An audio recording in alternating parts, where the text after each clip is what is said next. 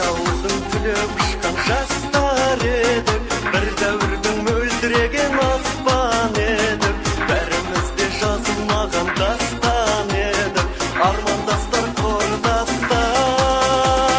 Біз дәуірдің мөлдіреген аспан едік, бәріміз бір өмір жолын бастап едік, армандастар қайда, абзал достар қайда, замандастар, қарлығаштар қайда екен. Біз дәуірдің мөлдіреген аспан едік, бәріміз бір өмір жолын бастап едік, армандастар қайда, абзал достар қайда, замандастар, қарлығаштар қайда екен.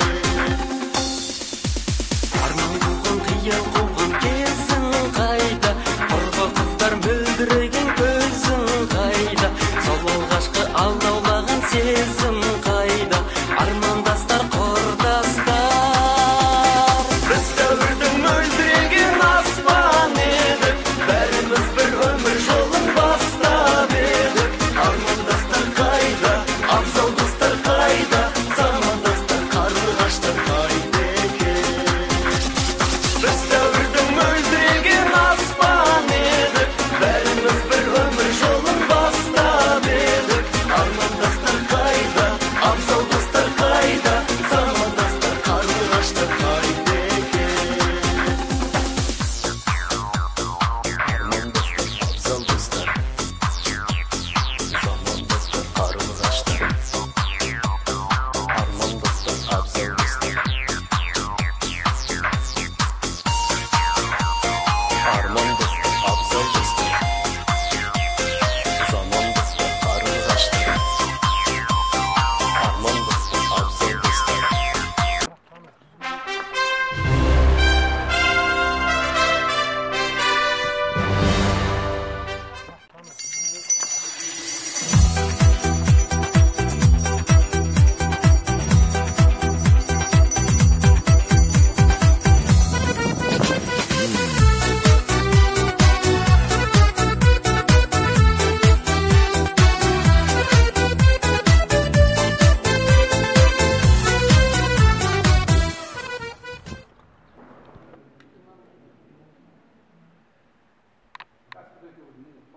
من الشيطان الرجيم بسم الله الرحمن الرحيم إن أصحاب الجنة اليوم في شغل فاكهون هم وأزواجهم في ظلال على الأرائك متكئون لهم فيها فاكهة ولهم ما يدعون سلام قولا من رب رحيم واتقوا اليوم أيها المجرمون ألم نعهد إليكم يا بني آدم ألا تعبدوا الشيطان إنه لكم عدو مبين سبحان ربك رب العزة عما يصفون وسلام على المرسلين والحمد لله رب العالمين. الحمد لله رب العالمين نعمة الإسلام، الحمد لله رب العالمين نعمة الإيمان، الحمد لله رب العالمين نعمة القرآن، الحمد لله رب العالمين كل حال محبر الأحوال. ربنا تقبل منا إنك أنت السميع العليم. يا رب العالمين يا كريم. Okulan hasiyette mübarek Kur'an-ı Kerim'in ayetlerini Allah'a ancayip amin deyip oturan cemaatinin kılgan hayırlı niyetlerini özlerge izzetinde kabul kıl. Mübarek ayetlerden bulunan sebebin sürekli Peygamberimiz Hazreti Muhammed Mustafa sallallahu aleyhi ve sellem'in mübarek ruhuna cemih peygamberler, cemih sahabalar, la ilahe illallah Muhammedur Resulullah ayetip bul neden kaçkan mümin, müminat, Müslümanlar ruhlarına. Meclisimizge bas olsun, meclisimiz saldırgan yer aramızdan Kur'an demetken ata babaları, meclisimizge atı vergen karısı babamızın ruhuna, Allah kanca amin deyip oturan cemaatimizden Kur'an demetken ata baba koydu marhumlar ruhlarına. Ya Rabbi, hasiyetli mübarek, Yasin şeriften bolgan sebabın, Kur'an demekin marhum bolgan, Ustazlarımız Cumhurbaşkanı Sayırbay'ın uğruna, Yerkebay Medyenbay'ın uğruna, Karşavbay Cumacan'ın uğruna, Hayırcan Ağabay'ın uğruna, Rahmet Ayetkebe'nin uğruna, dostlarımız және kızdaşlarımız Bakıt Kıran'ın uğruna, Жалғас Орынбай'ın uğruna, Gülşat Kımbızağız'ın uğruna, Beysen Hocam'ın uğruna, Әмір Өмірбай'ın uğruna, Ниетбай Нұрайлы'nın uğruna, Bakıt Devletbay'ın uğruna, және Devlet'in uğruna. Ya Rabbi, atlara atılgan, atlara atılmagan, oyda bolgan, atlara unutulgan, köllü marhumlarımızlarına bağışık. İlah ya Rabbi, yatan yerlerin gayri topraklarından imanların yoldaş ol. Böyle türlü istegen hakelerin geçirip özün yalıta, karanlık kabulların Kur'an nurmen nurlandırıp kıyamet önünde öz rahmetinde Peygamberimizin şefaatın Firdevs cennetine nasip kıl. Allah'ın bu imkanda senin davulsun, nişli ve kalan basıp, Kur'an okutup, Allah'ancayı amin diye oturgan ağalarımızın, apaylarımızın ilahi Rabbi, bağlarına, nimirlerine, otbaslarına, ömürlerine, hizmetlerine, kasplerine, rızkı nesibelerine, den soğuklarına bereketin ver. Ya Rabbi, görünetin, görünmeyetin kazalardan, afatlardan, caman gözden, caman dilden saktayı. Allah'ım ağır yatanlarına şifa, dertte bulganlarına dava, kıynalıp yatanlarına cingirlik ver. Yollarını aşık kıl, dua, dilek, niyetlerin kabul kıl. Amin.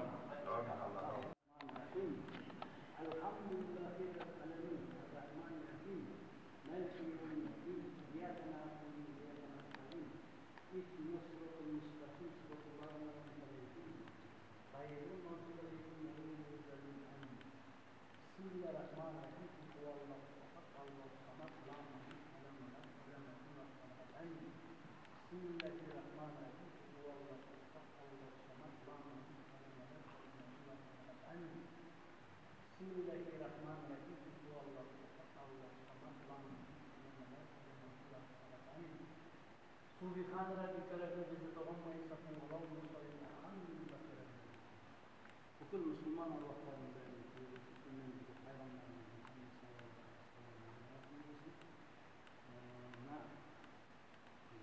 Alman.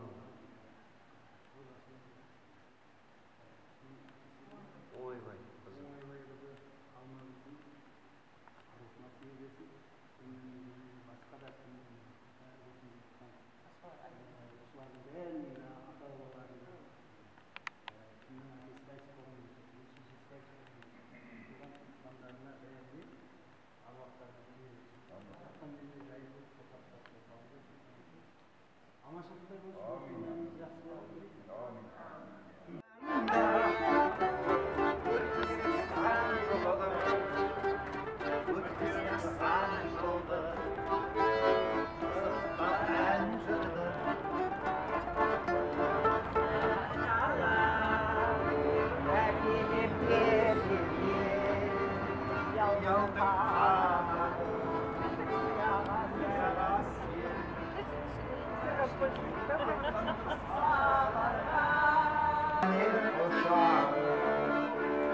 Bizlerde tozlar, o vali koşar.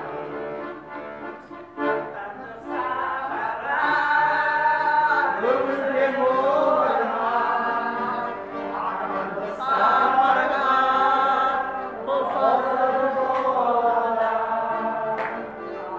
Şerliyamız, koşursa iyamız. Bizlerde tozlar, o vali koşar. Bizlerde tozlar, o vali koşar. Aybatı, Жолбасай қайраты, қасиеті елі бар, жәннаттайын жері бар, қалыпты қызлары, адалдан тұздары бар, той жасай жиғаны бар, бойында иманы бар. Ізгілікті игеркен, имандылықты үйреткен, салт пен дәстүрді ұрпағына үйреткен. Азат елінің беделді ағайындары армысыздар, бәріңізге есен сау бармысыздар? Сәмірет түстіш. 40 жылдық кездесу мерекелері құтты болсын деп Апалар, қош келіпсіздер. Мына келген қадамдарыңызға біліп өтсін мінекей. Сонау Қарақалпақ Автоном Республикасы Өкс қаласында бәріміз оқыдық. Атап айтқанда сол заманда Шевченко атындағы Өкс мемлекеттік университетін 1978 жылы студент болып атан, сол жылы 5 жылдан соң 1983 жылы жас түлектер болып бітірдік. Біреке қарап тұрсаңыздар 40 жылда өтіпті. Осы 40 жылда аз уақыт емес, дегенмен де көптен уақыт емес бір адамның ғұмыры. Осы 40 жылдың ішінде қаншама сынақтардан өттіңіздер, сыналдыңыздар, қанша асуларды бардыңыздар. Осы күнге бір шүкірлік етіп, осы күнге аман есен еткенге бір олсоо қошемет. Бұл заманда жүрген мысалы жас жеткіншек жігіт қазіргі таңда осы бір үйдің отағасы бір әулеттің бәйтерегі атанды. Сол заманда жүрген қыздарымыз, қош бұрын құралған қыздарымыз қазіргі таңда бір әулеттің ұйымшысы болды. Ендеше осы орында бір атадан оталғанша батағасын деп бері әдемі ақ батамен бастайық, енді ағамыз. Мен құлағым ауырды, микрофонмен сөйлей ғой.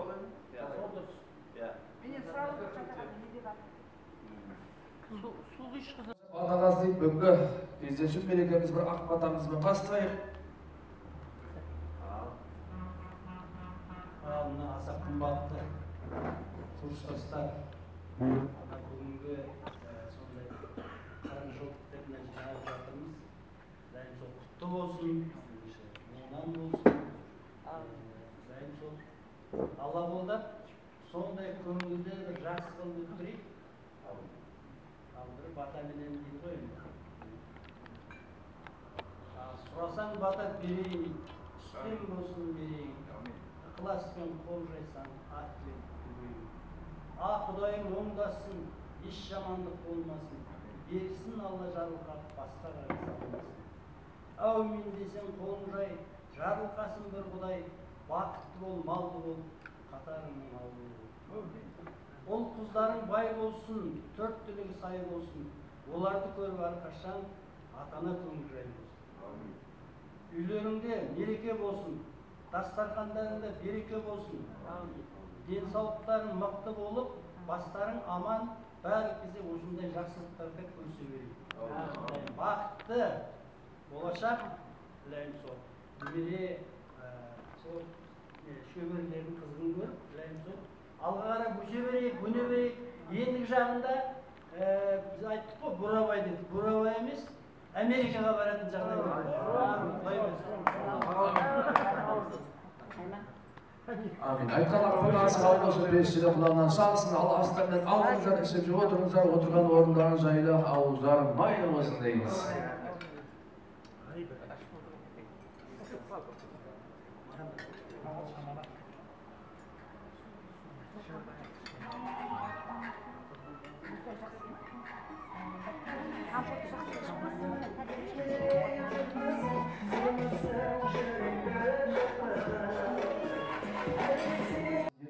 Қымбатты ағалар, абалар, тағы мәрте мынау 40 жылдық кездесу мерекелері құтты болсын. Енді мынау қасиетті халқымызда мынадай сөз бар. Кітап сатып алғанмен білім сатып ала алмайсың, дәрін сатып алғанмен денсаулық сатып алмайсың, үйді сатып алғанмен мәңгілік тұрақ сатып ала алмайсың, Құран сатып алғанмен жүрекке беретін иман сатып ала алмайсың, ойбай мынандай ресторан сатып алғанмен қуаныш пен бақ сатып ала алмайсың, сағат сатып алғанмен Алланың берген уақытын сатып ала алмайсың дейді. Сондықтан да бүгін мынау кездесу мерекемізді бір жиналыс емес, бір демалыс қылып өткерейік. Қас тілек беретін кезде бір жұп тағып шақырсақ, сол арада мына көріскен бар, көрген бар, біліскен бар, білген бар дейді. Қазіргі таңда қанша немереміз бар, шөбереміз бар, сол жайлы бір қысқаша айтып кетейік. Пенсиямыз қаншада деген сияқты. Ал олай болса, бүгінгі тойымыздың алғашқы тілегін, ашып беруші тілегін, ассалаумағалейкум тілегін сонау киелі Маңғыстаудан ат теледіп, ат шашып келген Ниетқали Тәшімбетов тағы да Рашкүл Қошқаров атты достарымызды ортамыз шақырайық. Келіңіздер.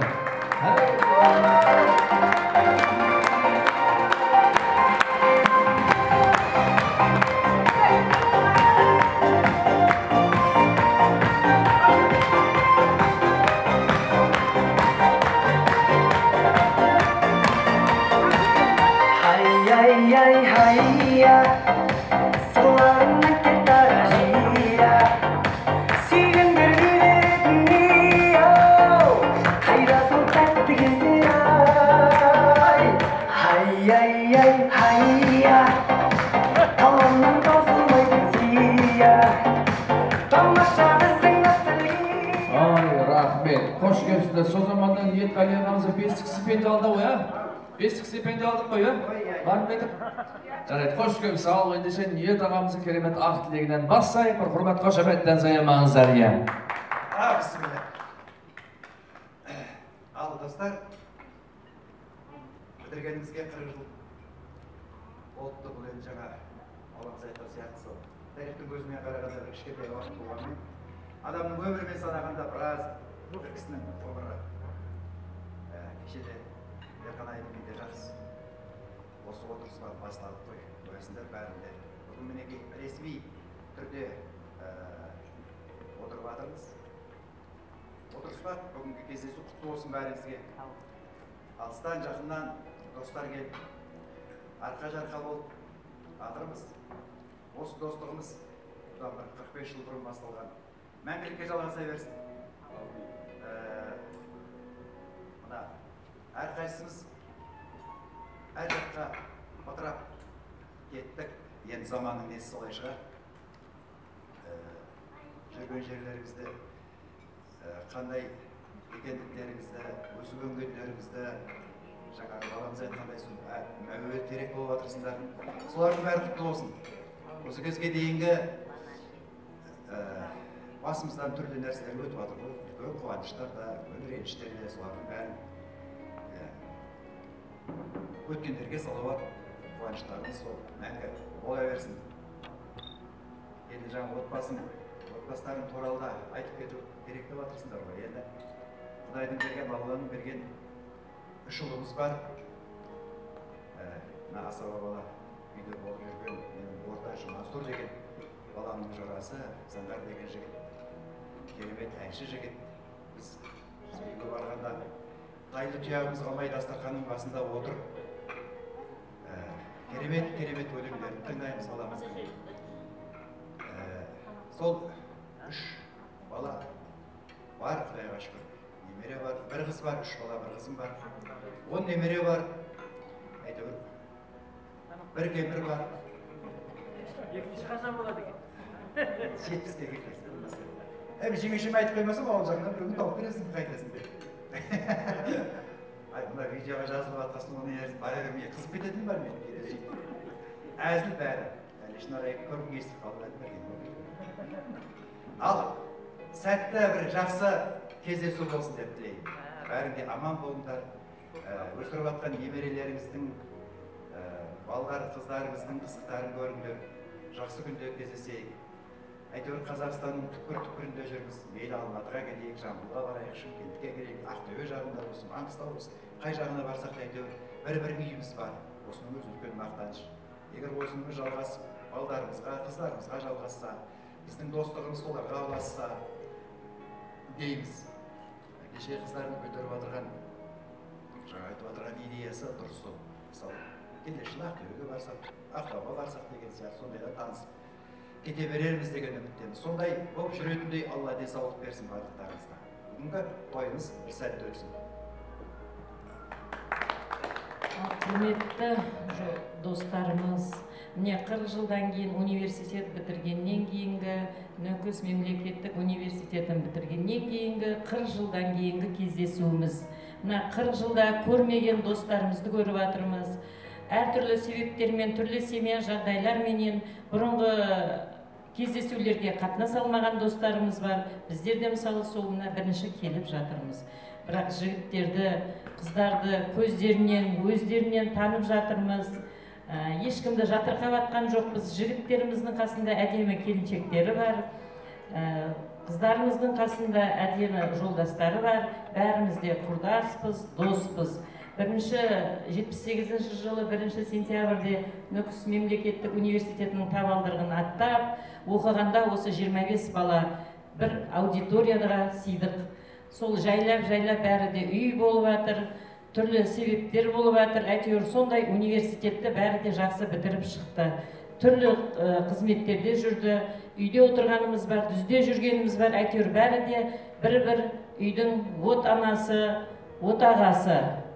Енді осы кездесуімізді ұйымдастырып жатқанына алматылықтарға, алматылық жігіттердің келіншектеріне, алматылық қыздарға, алматылық қыздардың жолдастарына мыңда бір рахмет айтамыз. Бұл ортаға келтіру оңай емес, көпшіліктің көңілінен шығу оңай емес. Соның бәрін ұйымдастырған Алла разы болсын. Тойда қызмет ете беріңдер.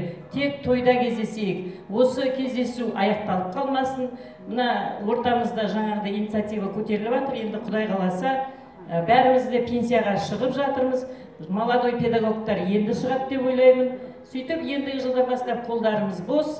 Аман болыңыздар, сау болыңыздар. Кездесуден кездесу жалғаса берсін. Рахмет. Олай болса, Маңғыстаудан келген достарымыз құрметті бір көңілді бір әніміз арнаймыз. Береке құтты болсын.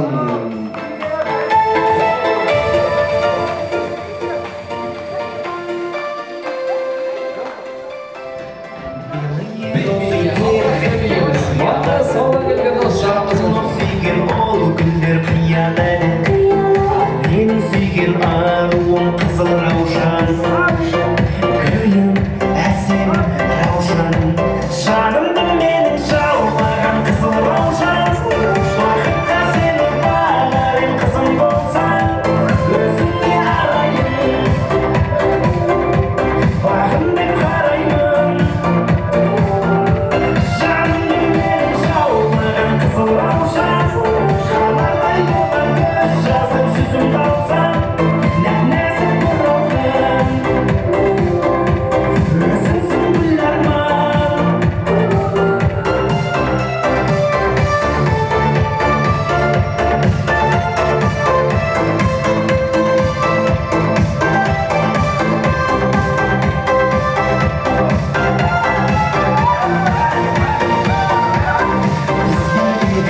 Әуелге ласковый майыск, баста тұрмас аяулы жастығым айыск, қызыл раушан қол құрған сенсің маған, сенсің, сенші жаным, жанымды менің жаулаған қызыл раушан, бақытқа сені бағарым қызым болсаң, өзіңе араймын,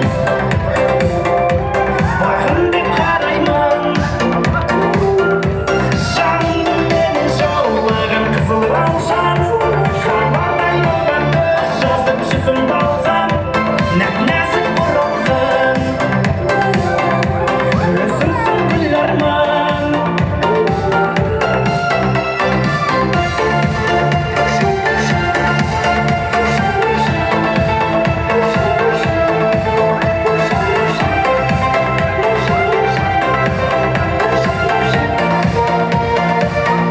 Жанымды менің жаулаған қызыл раушан, қалардай болған көз жазып жүзімді алсам, өзіңе араймын,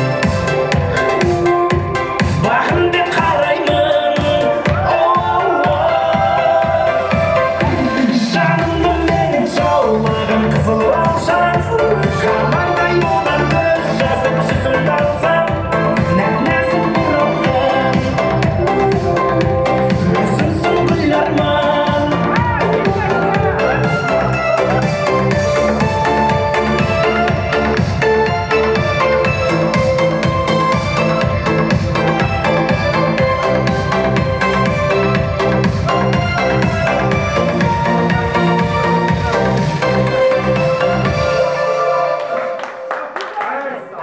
Рахмет. Билеген аяқ қолдан қалмас. Енді кезді асқан төнесінде болмағына дұрыс жайғасамыз.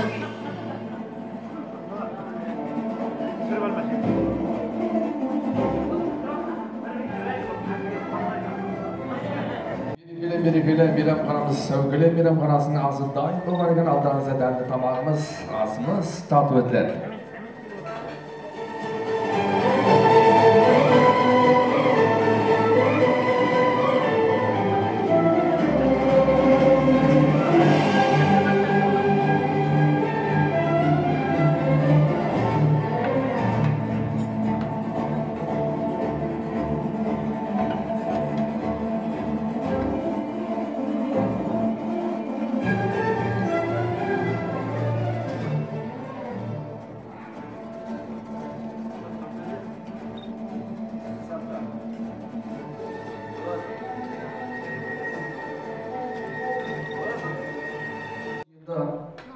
Tamam jep bolsun batır ızayımsın da әлі сатып болса ити қарақасқа деп. Ал астарыңызда болсын. Енді жаңағы апамыз айтып кетті ғой 25 студент болып бітірдік деп. Көпшілігі қыз болған-ау деймін, иә? Иә. 18 беріп ер бала? Yes. 11.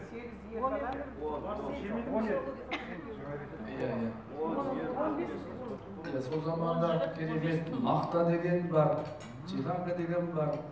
Иә. Раболка деген бар, бәрімізді сол сіздер оқып кеткен университетіңізде тарих факультетін бітірдік біздер. Сіздер отырған парталардың әлі күнге бар, әлі күнге дейін. Ал, енді осындай той мерекеге мына ер ағамыз қарағанда осы әйел азаматшалар, қыз келіншектер көп келеді дейді осындай тойға. Не үшін білесіздер ме? Себебі осы мына әйел азаматшалардың тойға киетін көйлектері көп. Еркек бешараң жоқ дейді. Еркек бешараң екі көйлек болады дейді, жеңі бар, жеңі жоқ дейді. Дұрыс қой, жақында бір ағамыздың жеңгем сосын тойға шығатын болып дайындалып жатқан, сосын ағамыз әйелі айтқан ғой, менің қара костюм шалбарым шығар, дайында тез деді. Сосын жеңгеміз айтады, мына бір ай алып жүріп едім, қара костюм шалбарым түк күрекетте жоқ, қимшысқа едім, өзімді жүріп түк күрекетте жоқ, тосып қалдау, көніп қалдау деп өзімнің інменен жеңдерді. Туысқаны ғой енді бауырымыз. Сосын ағамыз жарайды кетсе кесін, балдызға, онда менің сені костюм шалбарым, сұр костюм шалбарым дайында деді. Сосын жеңгеміз айтады, үйдің жаныма ол сені костюм шалбарым баяғы ожының аржағында костюм шалбар еді. Одан кейін сен семірді ғой, сен толықты ғой, ол сені костюм шалбарың саған тар болып қалады, тар болып қалды деп екінші інімен жендетті. Сосын ағамыз ашуланып, ондан мені де жуындырып, шайындырып, сіңілдіргенмен жүрсейші деп айтады дейді. Сіңілдіргенмен жүрсейші деп айтады дейді. Бұл әрине, қалжың әрине мына әйелді үйдің ұйытқысы дейміз. Әйел бір қолмен бесік тербетсе, бір қолмен әлем тербетеді дейміз. Мына Мұқағали Мақатаевтың мынадай өлеңі бар ғой. Әйелдер-ай, қандайсың, әдемі болып кетіпсіңдер әрқайсың. Біреу жеріп тұзда қалмайсың, біреу сүйіп тұзда бармайсың. Әйелдер-ай, қулар-ай, жанарларын жауына алып тұрған-ай, біле тұран үйректерің бүлгітіп, кетесіңдер тыңда тұра тыңдаймай. Әйелдер-ай, қандайсың, әйелдерді еркектердің көпкейді, ойбай бола бәсін көпмейді. Әйел деген әдемі ғой, әдемі, ал бізге әдемілік көптен етпейді дейді. Сол үшін ағаларымыз бір әйелдердің құрметі бір қосығамыз ба, қыздардың құрметіне? Жігіттерімізге. Енді Мұқағалидың мына еркектер жайында мынадай өлеңі бар ғой. Өмір деген бір сүрінен бір құлау, өз ақсалар мойнына құлбырау, шала берме аяғынан еркектің, еркек деген құдірет қой қырбымау. Еркек деген құдірет қой бірімен, әйел достар еркектерді сақтаңыз жүздеуден. Себебі олар аз емес пе саны кем, үш әйелге біреуден. Еркек деген құдірет қой айта берем ай десін, әйелден еркелесін ай десін. Сенен басқа тағы екі әйел көз саптыр, соның бірі іліп кетсе қайтесің дейді. Жігіттердің құрметі бір қол соғып қояйық, арбаларыңызға. Ал бұлай болса, бүгінгі тойымызды бір туған жер туралы ауыл жайлы бір әнімізден бастырсақ. Тазар емен еді, мынау түсіп кете береді.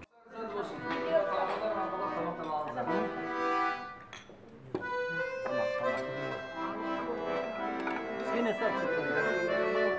Етіне сал, марына ет салма, кішкене ет сал.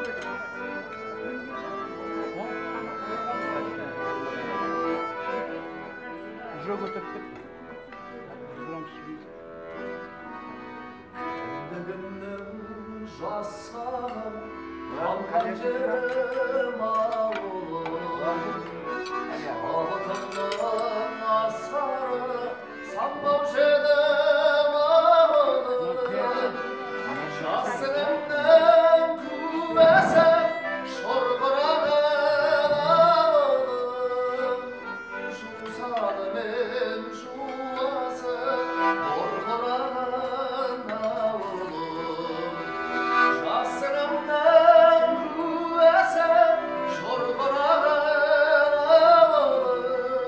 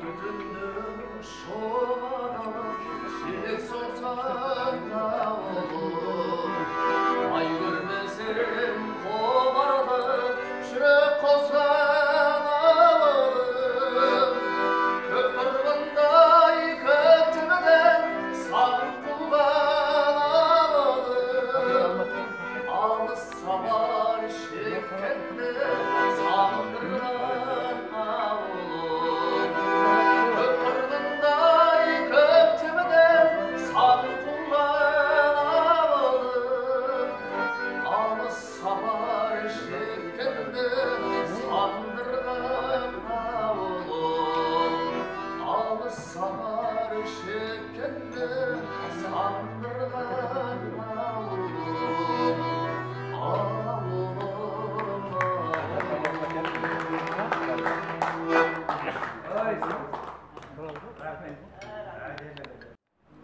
Алдында тілектеріміз ары қарай жалғастыра енді кезек Ақтөбе қаласына берейік. Мінекей осы той бастала бере, осы тойдың хабар жеткелі бері әрқайсымыз ар жақтан жиналып жатырмыз. Осы киелі Маңғыстаудан келген қонақтарымыз бар. Түйе менен биенің отанынан келген қонақтарымыз бар.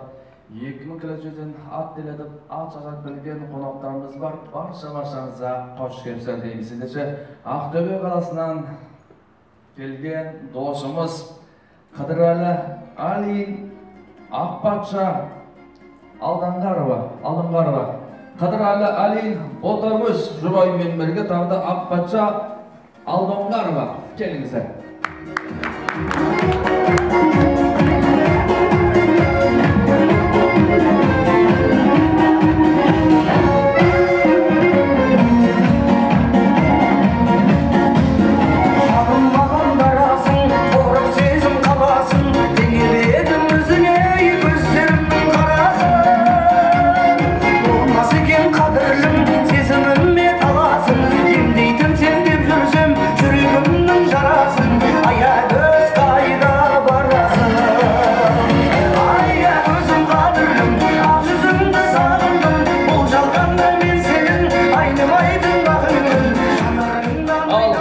Мереке құтты болсын дейміз. Той боласын деді. Көкеміздің керемет тілегінен бастайық. Қыздың жол жіңішке? Жарайды. Ақпатша ханым қош келіпсіз. Құрметті достарым, 40 жылдай бір майданда көзді ашып жұмғандай уақытта өтіп кетті. Кешеден бері жақсы тілектер айтылып жатыр ғой, еске түсірулер жасалып жатыр. Расында да жасымыз 60-тан асса да, біз әлі сол баяғы 17 менен 25 жастың арасында жүрміз. Сол кездегі көңіл, сол кездегі қуаныш, сол кездегі алып шыққан жүрек, соның барлығы бүгін тағы да қайталанып жатқандай.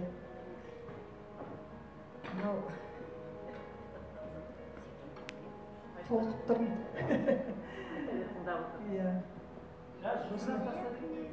Осындай кездесулер бола берсін.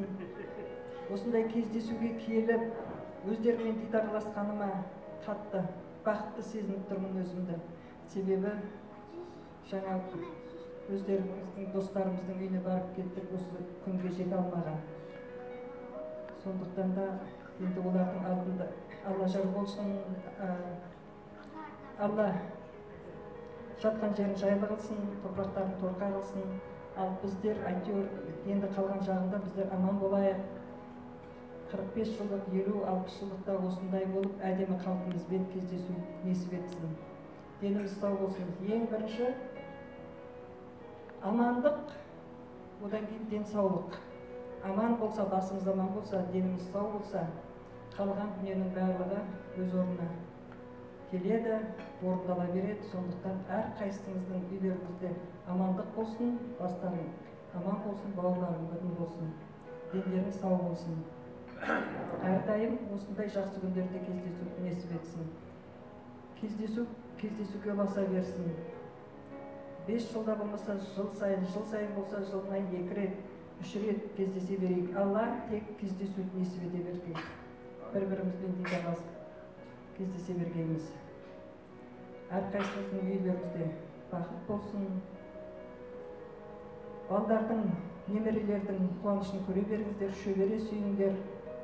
Шаулықтың алақанынан май жалаңдар. Сол жақсы күндердің бәрін көруді Алла несіп етсін.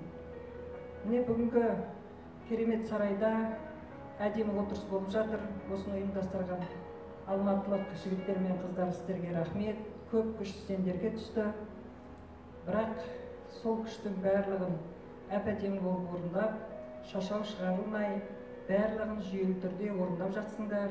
Бұның барлығы сол алматылықтардың ауызбіршілігінің арқасында. Осы ауызбіршіліктердің ұзағынан болсын. Кешеден бері айтып жатырмыз ғой, біздің группаның ауызбіршілігі бір мықты болды, барлығына үлгі болды деп. Сол ауызбіршіліктен арылған жоқпыз. Құдайға шүкір, қалған жағында да сол ауызбіршілігіміз ұзағынан болсын. Бауырмалдығымыз, қайырымдылығымыз, бір-бірімізге деген жақсы тілегіміз әрдайым оңынан болсын, той-тойға ұласын. Қыдырады. 70%-ін айтып тастадың әйтсе. Баяғы 83 жылы Нөкісте оқуды бітіріп, 40 жылдан кейін Алматының төрінде отырып тілек айтамыз деп кім ойлаған. Осының өзі бір бақыт қой. Құрметті мінекей, мына телефон деген жақсы болды, осы біріктіріп жүрген бәрі осында телефон. Хатта жазылып жатыр, суетта кетіп жатыр мінекей. Телефонмен звондап қыздардың дауысы, бұрынғы дауысқа сыңғырлап тұрады. Адам дауысы өзгермейді екен. Ал осындай ең болмаса дауыстары осы күйінде жас қалыпта жүре берейік.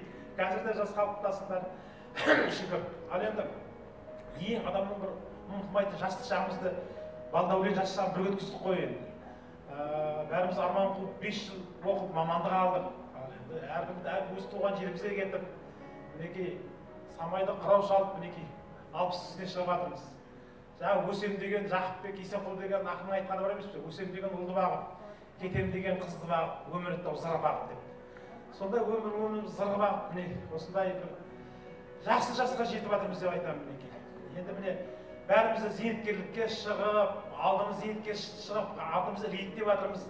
Сол зейнеткерлік жаста мына балаларымыздың, немелеріміздің қызығын көріп, енді бәрі орнықты ғой, бірімізге осылай қатынасып жүріп, бір жақсы ғұмыр өткізейік деп. Бәрі өлшеулі ғұмыр ғой енді.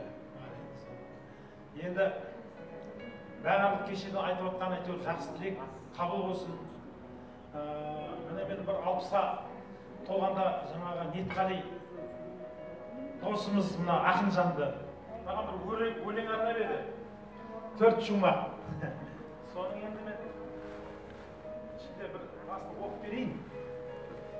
Есеп беру дегенге келтіріп жатыр ғой, есеп беру дегенге. Есеп беру дегенге келтіріп жатыр. Сонда айтты мінекей, қыдеке талтыс дейді 60 деген өмір осы өтетін тартыспенен. Бір сәт артқа бұрылып, есеп беріп, қарайтын кез ісіңе жалпыс деген деп осыны бастап өлең. 4 жұмақ мына кітабына енгіздім ішінде. Сол сияқты есеп беретін кез келді. Жаңа інім айтып жатыр, жаңағы айтып кетіңдер, не істедіңдер осы уақытқа дейін деп. Шүкір, осы мына Нөкісте бітірген институт алған дипломның нанын мен толық жедім деп өзім ойлаймын. Мұғалім болдым, 83-тен, 85-тен 89-ға дейін мұғалім болдым, завветеринат болдым. Ауылдық жерде, свет жоқ, қиын жерде. Содан кейін осы Құдай берген бір осы шамалы адамда бір, мысалы Нетқали ақын ғой енді. Біз шамалы Малауда жүріп, жаңағы мына ішінде жаздым барлығын. Кітап, газет журналды қонышқанда көп оқыдық қой, тіл бар. Редакторға келдім, өзі редакторлар айтқан Төрехан, Томон Төреханов деген мына кісінің Нетқалидың атасы. Осы жақта тұрады қазір, 90-ның үстіне келді. Айналайын, сен газетке жұмыс істеусің, жазуың керек деді. Содан ауылға барып алып, бір құратып әңгімелерді жаздым. Бір 20 шақты әңгіме шығарған шығарым. Келесі жылы қайтып келсем, ойбай сенің қолыңнан келеді екен. Сенің қолыңнан келеді екен ғой деді. Жаңа редакцияда орын жоқ, сен райкомға тұрғызайын деп, райкомға тұрғызып жіберді. Общество знаний дегенге. Содан общество знанияға бір істеп жауапты хат шығып редакцияға. Сөйтіп, осы әйтеуір жаңағы бұда енді сол дипломның арқасы ғой енді. Тілші мамандық болғаннан кейін осы газетте журналист болып істеп кеттім. Сол 90 жылы кірдім, содан әлі сол жауапты хатшы болдым, редактор болдым, газеттің басшысы болдым. Сол осы уақытқа дейін әйтеуір келе жатырмын, әлі сол жұмыс істеп келе жатырмын. 90 жыл болды сонда, 30-іне шығып кетті. Сол енді айтайын дегенім сол әйтеуір мына өзімнің сабақ берген ағайларым өмірден өтіп кеткен, солардың сенімін ақтадым-ау деп өзім ойлаймын. Осы уақытқа дейін істеп келе жатырмын. Сол дипломнан әйтеуір. Содан кейін енді 63-ке келдік қой енді, пенсияға алғаннан кейін. қой жаңа есеп бер деп Ниетқали айтқаннан кейін қой қайтадан есеп мына жігіттер айтты шамалы кітап жазып ағай біраз жұмыс істедіңіз ғой деп сол балалар ұйымдастырып бір шамалы шағын кітап жазып қазір сіздерге соны таратып берейін деп отырмын. Ішінде әйтеуір ішінде студенттік шақтар туралы жаздым, естеліктер кімдер жіберген бір естелік деп. Соның ішінде жаңағы айтып жатырмын ғой 60 килограммдай тердім деп едім. Басты жіберіп едім, балалар көрді сен қашан 60 килограмм тердің деп. Жаңағы Смағұлменен жаңағы Айзада екеуі елендеп 60 килограмм шамалы тергендерім бар еді шамалы. Көп емес те енді. Ішіне мүмкін тас салдым ба білмеймін. Қыл салдым ба. Сондай жағдай. Нағыл дейміз енді мынау 70 деген жасқа келе жатыр алдымызда. Сондай әдемі жасқа келе жатқанда мына қатарымыздан жаңа Алмагүл, Бақыт сияқты мына курстас достарымыз, Жалғас сияқты арамыздан кетіп қалғаны өкінішті. Енді қазір сол қатарымызда жүрер еді, сол өте өкінішті болды. Жаңағы Еркеғали ағайымыз, Мергенбай Еркебай ағайымыз мені өте жақсы көретін сол кісі. Осы Нәзира сендерге мені бір стас не қылып қойды, ұзақ бұзу.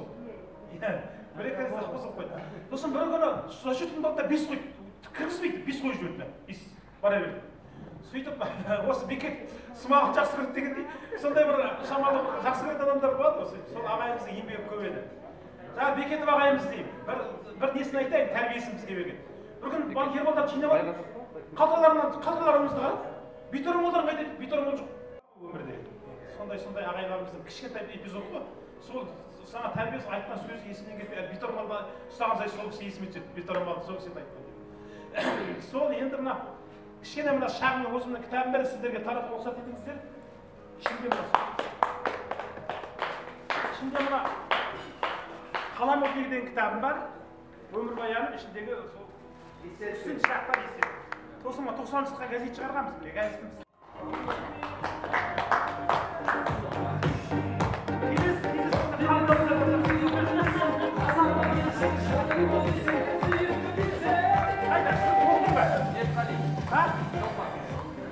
Ниетқали деген Ақынжан азаматымыз бар. Şimdi жаңа сұлтан Шолпан деген ханым бар осы жерде.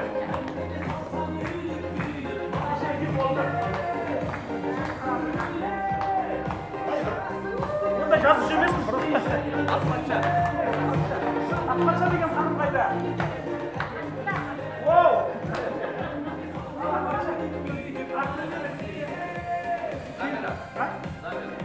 Замира деген мынау нағыз біздің жаңағы WhatsApp-тың гүлі дейді ғой, біз ұстап жатқан осы негізі.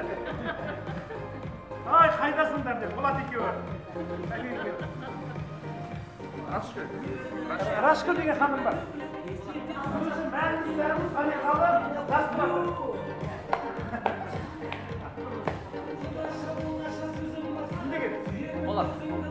Болат деген азамат білеге. Біздің старостымыз бізге басшы болған бір жас үлкен. Қалай кетіп барасың, ай қойғылар шығып кетейін.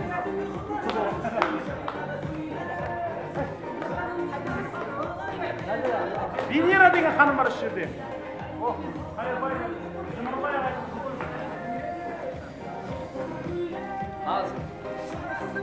Назым бар, кім жақып тұрады?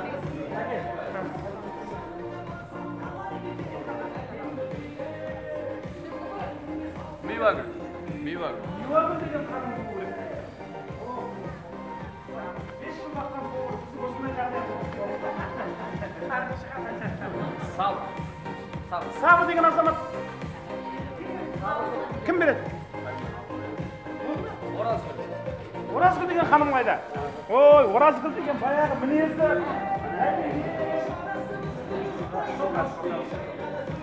Ақырын жүріп, анық басады.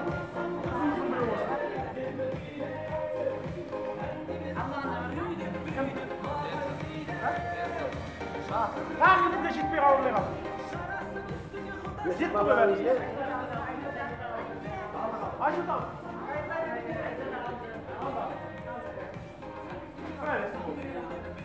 Ал енді сол арман мақсаттарымызға жете берейік, бала-шағамыздың рахатын көрейік. Тағы кездесуіміз көбейе берсін. Себептер көп қой жаймен. Рахмет, қаламын қарым.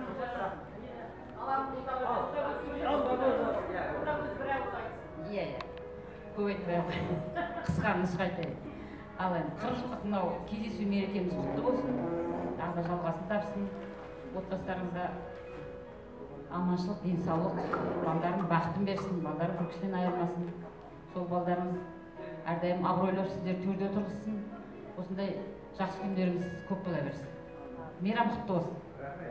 Есеп бер деп отыр ғой. Менде отағыз екеумізден urgan 3 баламыз бар, 2 ер бала, 1 қыз бала. Бәрі аяқтанды. Ал 7 немере сүйіп отырмыз солардан. Сол бір немереміз міне жүр арамызда жүрген. Сол шүкір барлығы.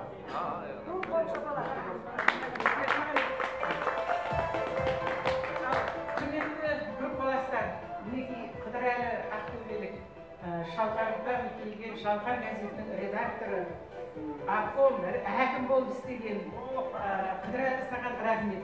Біріншіден сол қымбат уақытыңды қиып, біздің ортамызға келіп, тілегіңді білдіріп, мінекей кітап жазып әкеліпсің, 500 оқыған группаластар туралы естеліктеріңді. Көп рахмет. Діндерің Алладан қайтсын. Өргенің өсе берсін, балдарының рахатын көріп.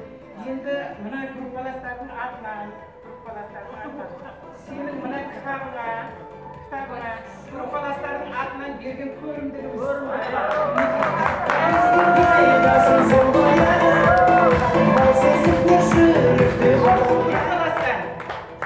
Мінекей мына Энгу деген группаны ашып, бәріміздің басымызды біріктіріп, сол Энгу группаға кіргізіп, бір-біріміздің амандығымызды, саулығымызды, қуанышымызды бөлісіп отыруға себеп болған группаласымыз Ақпатша Алдоңғарованы алғыс жариялап, 40 жылдықтан естелік ретінде мінекей блокнот береміз.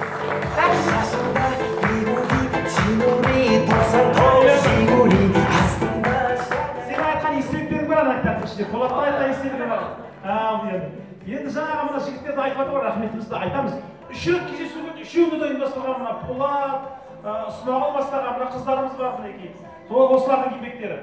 Әрбір биыл қашып келіп тағы қоймай басып келді. Рахмет. Алла бұйырса 10 жылдан соң 20 жылдық кездесу тойымызда осы қалам өрнегінің 2-3 томын бір достарға сыйға татуға Алла нәсіп етсін.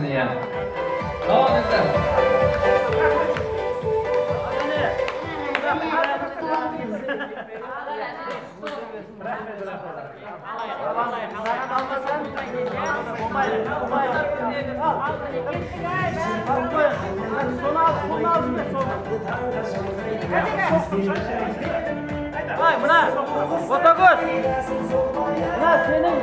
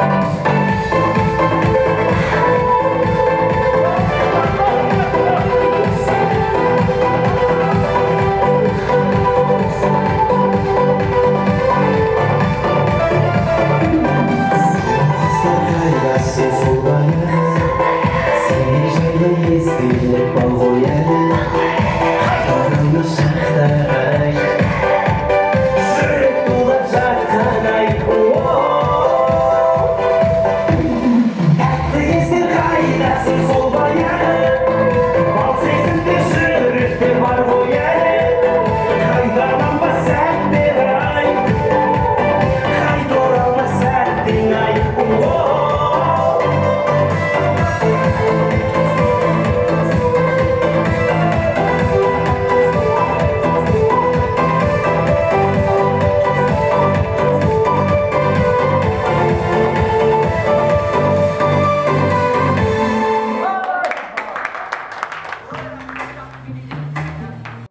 қазір бір ортада бір ойын өткіреміз. Ол ойында бір қазақша, орысша ойын болады. Яғни ән болады, әннің орысшасын қойып береміз. Осы табылған кісілер болса қолымыз көтеріп айтып, ортаға билеп шығып, сыйлығымызды билеп алып кетеміз. Түсінікті ме?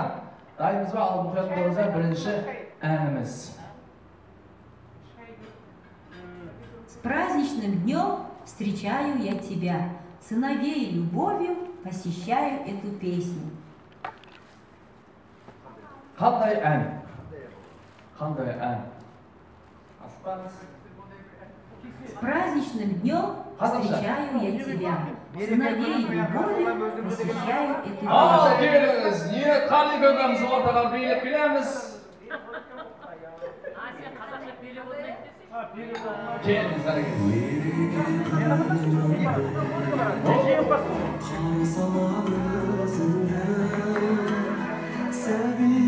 көкемізді арнайы күйенің жүнін толған арнайы шаркымыз. Не қали көкемізге. Рахмет.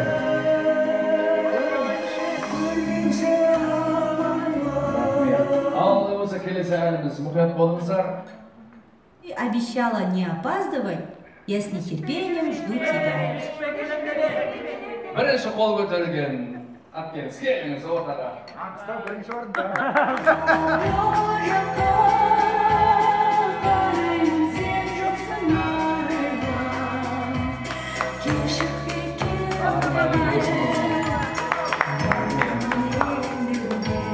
Ал, келесі әніміз. Ах, как прекрасна та девушка, черноглазая статная красавица. Огонь в ее глазах искрится, обжигает взглядом, будто острым лезвием. Ах, как прекрасна та девушка, черноглазая статная красавица. Огонь в ее глазах искрится, обжигает взглядом, будто острым лезвием.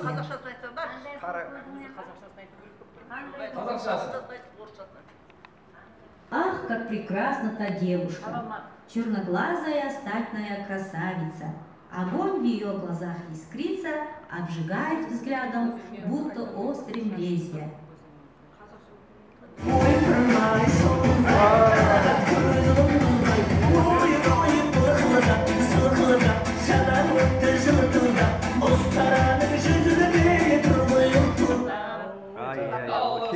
В сладкие предсвадебные дни молодожены, радуйтесь от всей души. Давайте петь и танцевать, пусть эти дни запомнятся навека.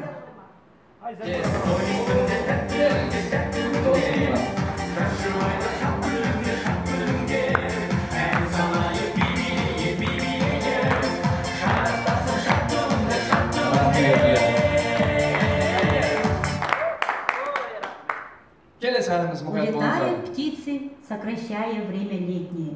Улетают птицы, сокращая время радости. Снова улетевшее детство мое, улетают птицы. Арнайы музыкант болу керек еді, өз қолымызда келгенше қойып қойып. Рахмет. Ал болмаса соңғы ән болсын. Соңғы ән болсын. На зеленом лугу, на зеленом ковре. На зеленом ковре я играю и говорю. Көкеміз келіңіз.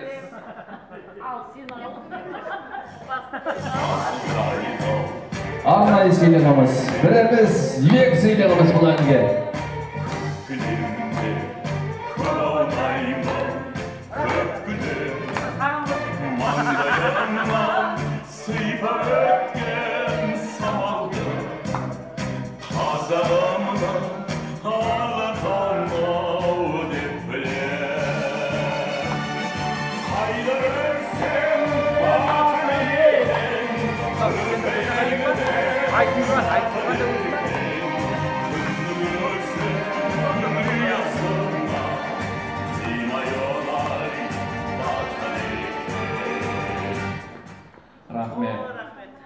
Ал енді қазір сәлден соң тағы бір ойын өткіреміз, одан алдын бір тілек болсын, тағы да тілектеміз арқылай жалғасын. Ендеше шырайлы Шымкент қаласынан келіп отырған Абубакирова Замира, тағы да Ақтау қаласынан келіп отырған Алғашова Оразгүл атты достарымыз ортамыз шақырайық. Келіңіздер. Шымкенттен келген, Ақтаудан келген досымыз.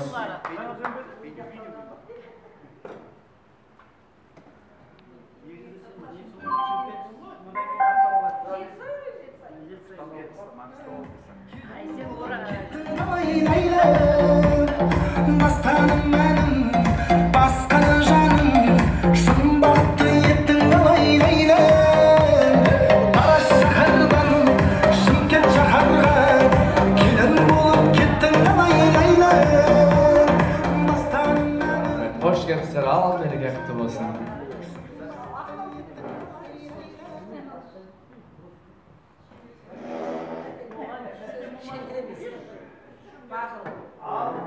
Құрметті міне группаластар, кешеден бері міне бір-бірімізбен кездесіп, бір-біріміздің әңгімемізге тоймай, бір-біріміздің жүздеріміз көптен көрмеген қыздарды көріп, жігіттерді көріп, міне мәз болып жатырмыз. Ұзағынан болсын. Осы күнді қанша бір жылдан бері аңсап жүрдік. Кім келеді, кім келмейді, әйтеуір бәріміз басымыз қосылсын деп ниет қылып жүрдік, міне ниетіміз орындалып жатыр. 30 жылдықта, 35 жылдықта кездестік, міне 40 жылдықта кездесу нәсіп етіп жатыр. Достарым, кешеден бері міне өткен өмірімізді, кеше 17-18 жаста университет табалдырығын аттаған болсақ, 83 жылы міне дипломымызды алып бітіріп, әрқайсымыз жан-жаққа жаңағы жаз бітіп, күз келіп, жыл жаққа ұшып кеткен құс сияқты әрқайсымыз жан-жаққа ұшып кеттік міне. Әрқайсымыз кеше жүрген кішкентай бойжеткен қыздар, жігіттер болсақ, бүгін міне әрқайсымыз 60-тан асқан, пайғамбар жасқа жеткен, пайғамбар жастан асқан, үлкен ата әже болып, міне 40 жылдыққа оралып отырмыз. Енді жаңа есеппе деп жатыр ғой. Рахмет міне Қыдыралы өзінің кітабына келіп, біздердің жастық шағымыз туралы естеліктерді жаздым деп жатыр. Үлкен жұмыс. Ниетқалиымыз өлең жазып тұрады. Мына бізді табыстырып тұратын айтып жатыр ғой, WhatsApp қой. WhatsApp-тан күнде бір-бірімізді көзімізбен көргендей тілдесіп отырамыз. Бұның өзі үлкен ғанибет. Не дейміз? Мынау сөзімізге, аузымызға сөз түспей жатыр. Осы 40 жылдықты құрметтеп, келгендеріңізге рахмет. Бір-бірімізді көрейік, тілдесейік, жүздесейік дегендеріңе рахмет. Не деймін? Мен енді жаңағы Алланың берген 5 баласы бар, 22 немере бар, 23 сентябрьде дүниеге келеді. Үлкен әжеміз әйтеуір. 40 жыл мұғалім болдық, халықтың адамы болдық. Енді 3 жыл болды пенсияға шығып, жаңағы немере бағып жатырмыз. Ақтауда. Себебі 3 бала Ақтауда, бір бала Шымкентте, бір бала Жетісайда. Құдай аман болсын. Бәріміздің ендігі зейнеткерлердің жұмысы, 40 жыл халықтың баласын баққан болса, енді немере бағу. Ар жағында жүре бере көрейік. Осылай кездесіп жүре берейік.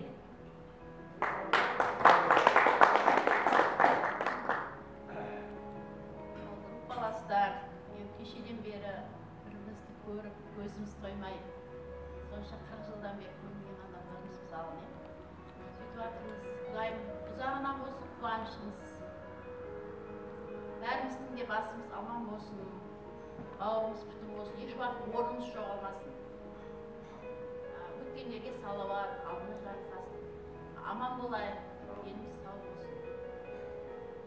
Өмір деген, 40 деген бір адамның өмірі. Соның ішінде талай адамның өмірі, сүрмейсің, қайттан тұрасың, күресесің деген сияқты. Соның бәрін басымыздан кешіп келіп отырмыз. Үлкен піскен, 60-тан өткен адамдармыз біздер. Сол бәрі ниеттеріне берсін, ниеттеніп келіп отырмыз. Мысалы, келмегендер де бар. Келгеннің өзі үлкен бір не бұл мәртебе дейміз. Себебі бір-біріне ұмтылу, жастық шаққа деген ұмтылу. Қайттан жасарым келеді, жастық шақ еске түсірім келеді деген сияқты. Енді мен өзіміздің нені айтсақ, жеткен жетістігіміздің өзі сол. Ұрпақтарымызды өсіріп отырмыз, Құдайға шүкір. 2 ұл, 1 қызым бар. Бәріне өсіп өніп жатыр. Немерем 9 немерем бар шүкір. Солардың басшысы әйтеуір жасап жатырмыз.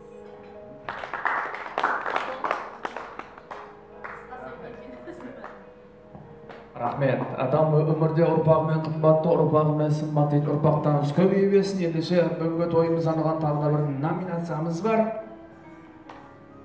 Тапсыруға рұқсат етіңіздер.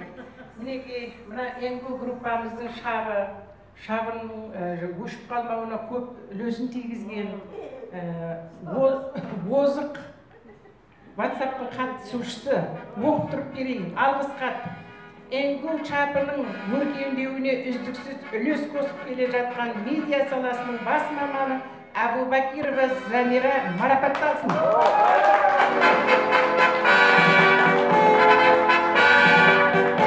Рахмет. Замира ханым, WhatsApp-тың гүлі ойнайым, я? Жарайды. Ал, тілектерің, қабыл болсын, жүректерің, жаным болсын дейміз. Ендеше, келіңіз, атасыған төріне силі орнымызға отырып жайғасар. Енді бұлай қылай, осы орында бір ақтата. Келіңіздер. Енді бір ас қайырайық, сосын бір билеуге рұқсат етейік. Осы орында бір ағаларымыз, апаларымыз, достарымыз. Табақты алу. Шартыңыз осынып қойып, ақтатамыз ағамда ағаларымызға шамалдаққа тектейді. Олай осы ас қайрат бек қалияға өзіміз. Келіңіз. Ал. Асқа берекет, адамға қанағат болсын. Мына кездесуіміз мәңгілік болғайық. Аман болайық, сау болайық. Немере шөберелердің қызығын көруге Алла жазсын. Барымыздың үйлерімізде де бір жақсы қуаныш болып, солардың куәсі болғаймыз. Алла қуатта. Рахмет. Ал болса, антырай, аяқ қолдарымыз жазып, үшкен жүргенімізді сендіріп бір отырмыз. Біз қаламыз, шығамыз.